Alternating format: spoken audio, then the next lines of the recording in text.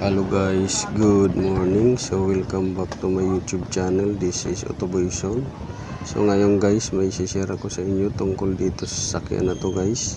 So tag-ulan na guys, kadalasan dahilan nito guys ay mga nababasang parts, kaya nag-hard starting, ayaw umandar at palyado. Kung nakikita nyo dyan guys, may nakikita kayong takip ng distributor, igniter at kinalawang. So yan yung mga dahilan na kung bakit nag-hard start, palyado. So sundan nyo guys yung video.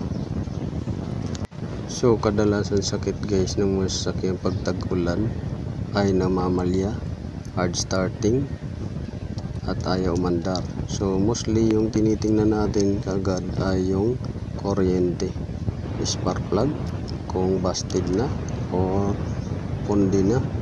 So titingnan natin kung nagsusunog din.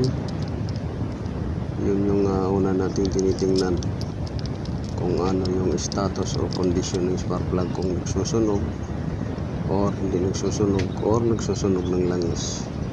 So yan yung mga kadalasan dahilan ng mga sasakyan pag tag-ulan. So check nyo rin yung mga spark plug nyo, baka isa rin sa dahilan yan guys.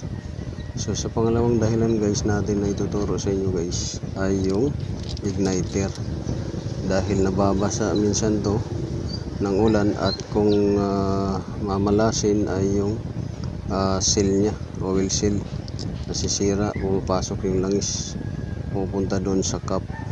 So ito yung igniter nya. So pangalawa, pagkakinalawang yung terminal ng high tension cable, namamalya yan, at saka hard starting. So yan yung tinitingnan natin pagka kailangan tingnan natin pagka tag-ulan, kasi mag-build up yan ng moisture, asin-asin, kalawang. So pati yung loob niyan. Sundan nyo lang yung video guys, papakita ko sa inyo kung gaano karami yung igniter niya sa loob. So lumusot na yung oil at yung tubig. Siguro pagka nag-washing siya.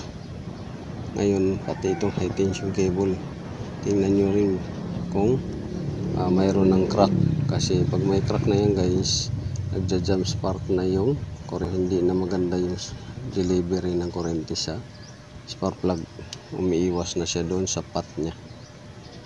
So yan lang may share ko sa inyo guys.